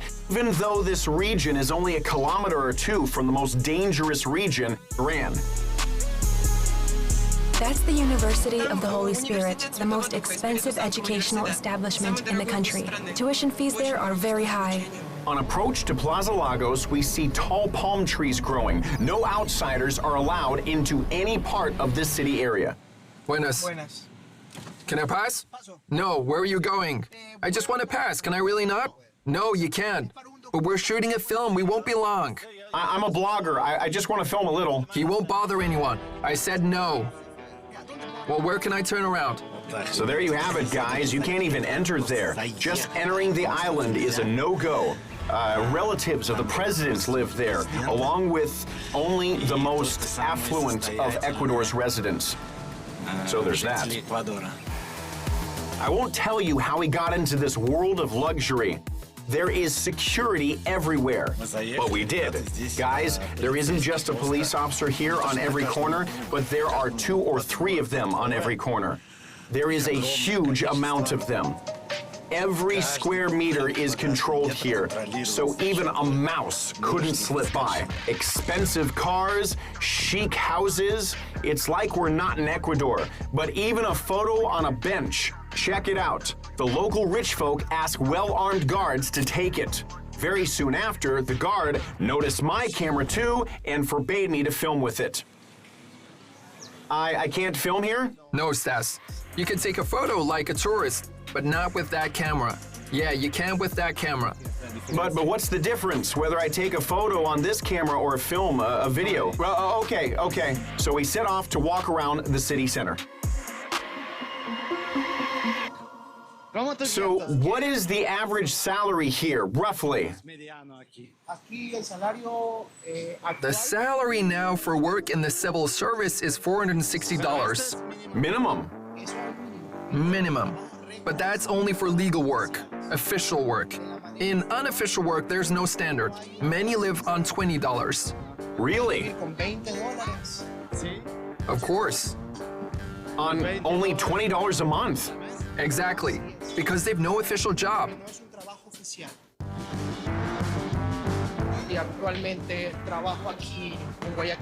At the moment, I work here officially. As a doctor? Yeah, a doctor, a trauma physician. And I'm a teacher. A teacher. A teacher, okay. So it's just you both. You have typical jobs, a doctor and a teacher. What is the salary here for a doctor and a teacher? Now, I'm not asking for your personal salaries, just... No worries. I don't mind if you ask. Since I work in a private school, in private schools, salaries start from $600 and higher. Okay. Why $600? $600 isn't a lot. Although the minimum salary now in Ecuador is $435, $600 is nothing. But since in Ecuador you pretty much don't need any form of education to work as a teacher, you don't get asked. For a diploma or anything else? Yeah, you just need experience. You do a bunch of tests. What's characteristic of them? This bunch of tests will have questions like, do you use drug dealing services? What's your attitude to drugs? There's a ton of questions about drugs. Really? A whole lot. I was shocked because I was examined by 2 different psychologists. I did IQ tests, and every other question was about drugs. I was genuinely shocked. Well, it's the nature of the local area, I guess. Yeah, the ins and outs. On top of that, people barely even smoke tobacco here. You won't see a lot of smokers. I've seen someone a couple times in my whole life here. So yeah, salaries. My salary is $1,000. Naturally, I pay taxes. Close to $70 go on taxes, on insurance, and that's considered to be a good salary. But there are private schools where the salaries go up to $1,500. Ronaldo didn't want to disclose his salary, but he told me a little later how much physicians in Ecuador will make on the whole. Standard salary for a standard physician, starts at $1,400. Whoa, $1,400? Yeah, and if we're talking about a specialist, then that's $2,700. Wow, okay, that's a lot more. And that's in a state hospital. If you work in a private clinic, you can earn more. Also in Ecuador, taxes on income are low. On $1,000 a month and lower, there's no tax at all, as well as on communal taxes, which is why more than 90% of this sum is left for living. So, my dear teachers and doctors, write how much you earn in the areas where you work. It'd be interesting to compare it with the rates of an unwealthy equatorial Latin American country. So guys, this is Seminario Park in Guayaquil. It's also called Iguana Park, as I think there are as many iguanas here as there are people. You've also got iguanas over there crawling on the branches, but you have to be careful with them, otherwise they can bombard you. And on the lawn here, just look at how many there are. 1, 2, 3. There's more behind the bush there. 4.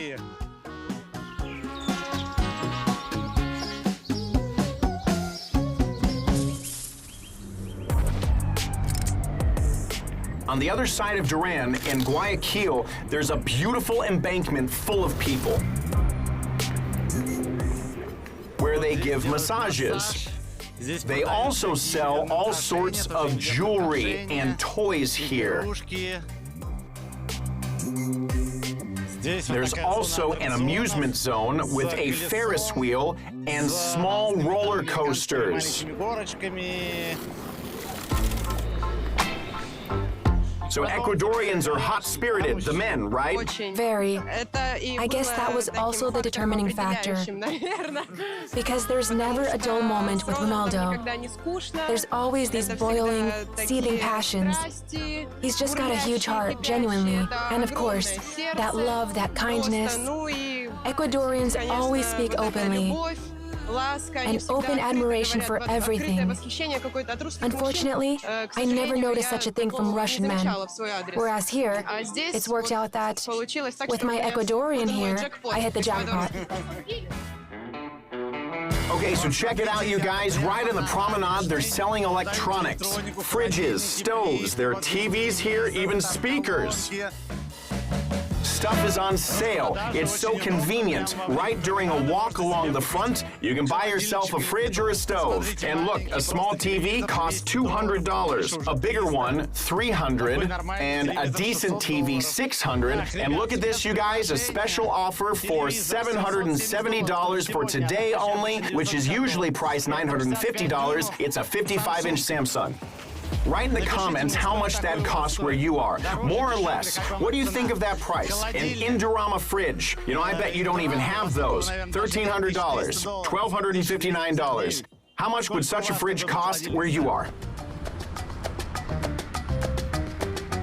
Well, my friends, I've been in Guayaquil for half a day already, and so far the impressions I have from this city are that it's very green. It's a rather beautiful little city. It's a cozy little seaside city with great recreational areas. Maybe not the very best in the world, but perfectly nice spots. And anyway, thank God that so far nobody has robbed me or killed me or even scowled at me from what I can see. But the opposite, I've been fed and I've been given drinks, and all that's left is to tuck me into bed, and that'll be just super. Ecuador is leaving me with a very sweet aftertaste, possibly due to the huge quantity of exotic fruits. By the way, in our episode about local cuisine, we'll definitely try them all. It's an incredibly beautiful and hospitable country whose cities and jungle house a mass of mysteries and adventures. By the way, which part of the episode did you like the most? About the indigenous folk or the gangs? Write me in the comments. I'm always happy to read and reply to them, and I'll be grateful for your likes. And of course, subscribe to the channel as we're heading onwards.